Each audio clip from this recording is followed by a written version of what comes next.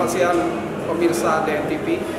Hari ini saya sedang di PN Jakarta Selatan untuk mengikuti sidang pra-peradilan Syekh Panji Gumilang sebagai pemohon untuk pengadilan tentang TPP. Yaitu hari ini pemohon menghadirkan 9 saksi yang terdiri dari 5 saksi fakta dan 4 saksi ahli. Ikutin terus Duta News TV, inspiratif terpercaya.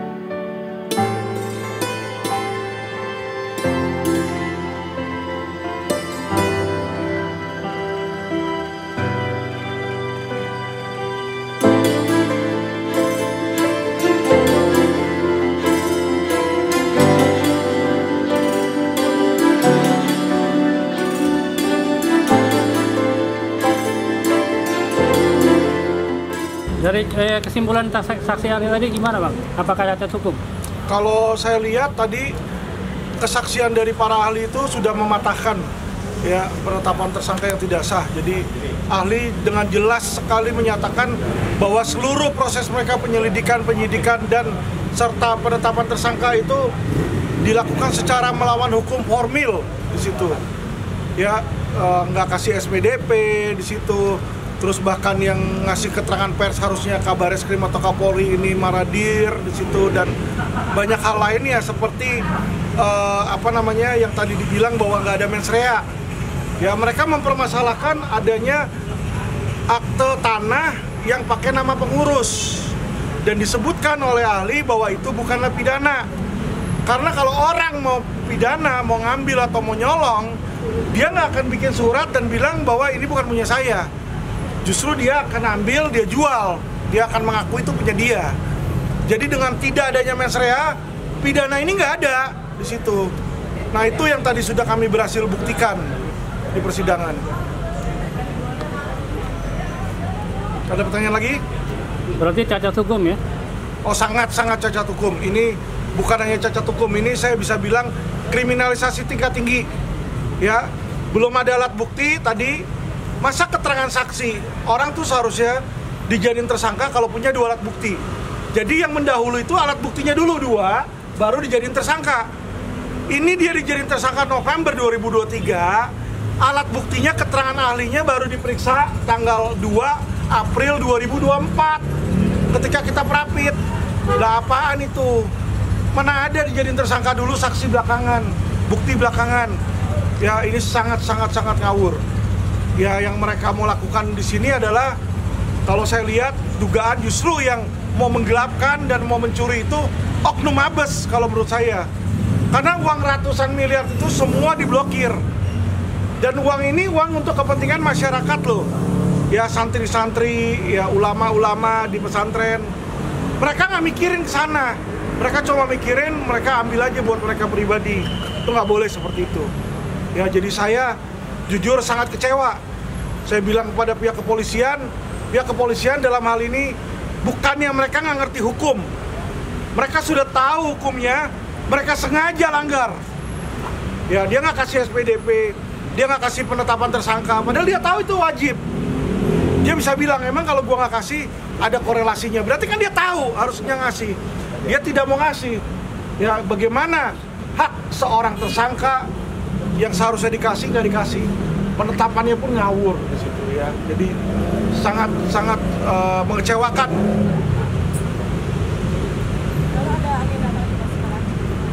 Jadi besok pemeriksaan saksi dari pihak kepolisian.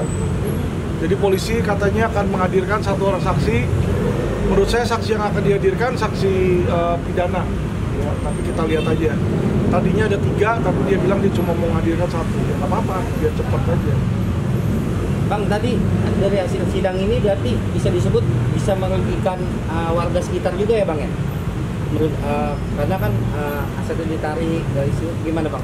Sangat merugikan masyarakat. Makanya tadi saya tanyakan kepada ahli TPPU, kalau hal seperti ini, ya kan, apakah uang-uang untuk pesantren itu untuk masyarakat atau untuk orang tertentu? Dijawab ini untuk masyarakat, yayasan ini untuk masyarakat. Ya berarti otomatis yang dilakukan oleh Bareskrim ini merugikan masyarakat. Selama ini dia selalu bilang dengan pasal 2 Undang-Undang Nomor 2 Tahun 2002 tentang kepolisian, polisi adalah pelindung, pengayom, dan pelayan masyarakat. Kenyataannya mereka adalah maling, rampok, dan pesuruh dari oligarki. Ya, itu yang saya nggak suka. Mereka sudah tahu hukumnya bagaimana, tapi mereka langgar sengaja. Ini yang sangat parah, ya. Dan ini merugikan masyarakat. Kalau sekarang masyarakat Indramayu yang kena, kita nggak tahu suatu saat mungkin masyarakat Jakarta, masyarakat IKN, dan masyarakat mana lagi. Ya, disinilah makanya masyarakat ini harus berteriak dan lakukan no viral no justice. Karena saat ini satu-satunya tonggak alat kita ini no viral no justice, Pak. Bang, korelasinya dengan kehadiran saksi ahli dari ITE dalam pra-peradilan ini apa? Kita cuma mau nunjukin ke mereka bahwa penyidik aja ya nggak taat sama Kapolri. Ini kan ada yang namanya perkap. Perkap itu sudah bilang yang boleh ini si A, si B. Udah dijelas hitam di atas putih loh. Ya jadi dia nggak bisa bilang gua kagak tahu. Kalau undang-undang lain lu boleh nggak tahu. Tapi kalau peraturan Kapolri yang Kapolri buat anggota lu kagak tahu. Kerja lu apa? Pertanyaan saya. Ya kalau itu aja peraturan Kapolri aja dengan sengaja dia langgar, dia nggak respect sama Kapolri, sama pimpinannya dia nggak respect, dia injek-injek itu pimpinan, ya toh. Dan terus bagaimana kita mau nunjukin ke masyarakat bahwa ini loh polisi di dalam keseharian mereka, baik itu dalam penyelidikan, penyidikan maupun dalam aturan, semua mereka langgar, semua mereka terobos. Ya mereka nggak peduli karena mereka merasa diri mereka ada di atas hukum. Nah itulah yang saya lawan, oknum-oknum itu, bukan polisinya. Polisinya semua baik, institusinya baik, ya. Tapi oknum-oknum brengsek itu banyak sehingga menjadikan Polri adalah sebagai institusi kepolisian terkorup di Asia Tenggara. Nah ini yang harusnya dirubah, Pak. Bang, ada pesan nih, Bang? Ada pesan? Ya. Pesan tambahan saja sedikit. Jadi tadi tatkala sidang pada hari ini semua terbukti keterangan ahli. Jadi prosedur yang dilakukan oleh kepolisian yaitu Bareskrim Tipideksus itu melanggar prosedurnya sendiri, cacat formil. Jadi di sini sangat terlihat bahwa kepolisian yaitu Dir Tipideksus melalui penyidiknya itu tidak profesional. Tidak profesional karena apa? Menetapkan seseorang sebagai tersangka seharusnya 2 alat bukti itu sudah dipenuhi, ternyata saksi saja April 2024 baru diperiksa ahlinya. Bagaimana seseorang ditetapkan tersangka tetapi tidak ada keterangan ahlinya? Itu yang menurut saya dan dinyatakan oleh ahli hukum pidana itu cacat formil. Apalagi terkait dengan pasal 53 Undang-Undang Yayasan, bahwa seseorang yang menjadi pelapor seharusnya itu adalah orang yang dirugikan dan harus pengurus juga, harus pengurus, dan itu formilnya itu harus di penetapan pengadilan. Ternyata ini tidak dilakukan oleh Bareskrim. Langsung seseorang itu disidik, ditetapkan tersangka, baru ketahuan sekarang di pengadilan, di pra-peradilan ini formilnya cacat hukum. Demikian. Bisa tambahkan, Pak? Jadi terakhir saya cuma minta agar Ketua Pengadilan Negeri Jakarta Selatan punya keberanian untuk menegakkan keadilan demi masyarakat. Ini tidak berbicara tentang Panji Gumilang seorang. Ini berbicara tentang keadilan bagi seluruh masyarakat Indonesia. Kalau dia lakukan ini terhadap Panji Gumilang saat ini, besok bisa melakukan terhadap kita semua dan keluarga kita. Nah, disitulah makanya Ketua Pengadilan Negeri Jakarta Selatan sebagai benteng terakhir keadilan harus bisa memberikan keadilan bagi masyarakat.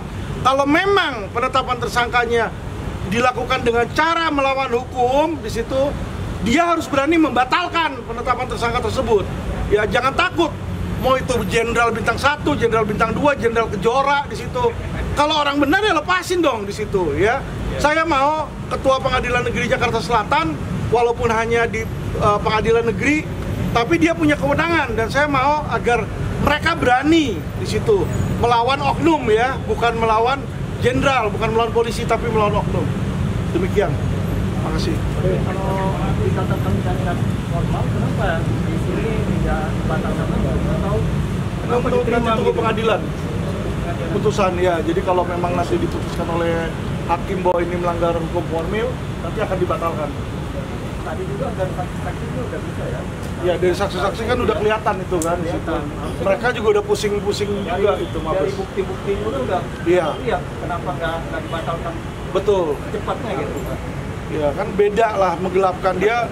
Dia menuduh Panji Gumilang menggelapkan karena tanah itu dipakai atas nama dia.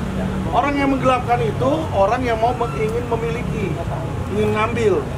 Kalau ini tidak, Panji Gumilang ketika dia dipakai namanya untuk tanah tersebut, dia bikin surat di notaris menyatakan bahwa itu bukan punya dia. Berarti dia nggak ada niat untuk memiliki. Nah, pertanyaan saya, di mana hati nurani penyidik-penyidik itu? Dia udah tahu loh. Ya janganlah orang apalagi udah 75 ke atas, dia masih mau dipenjara di situ, dosa loh, itu karma besar loh. Ya berdasarkan KUHP yang baru itu usia di atas 75 itu sudah tidak bisa dipidana. Demikian. Ya, terima kasih. Oke, makasih.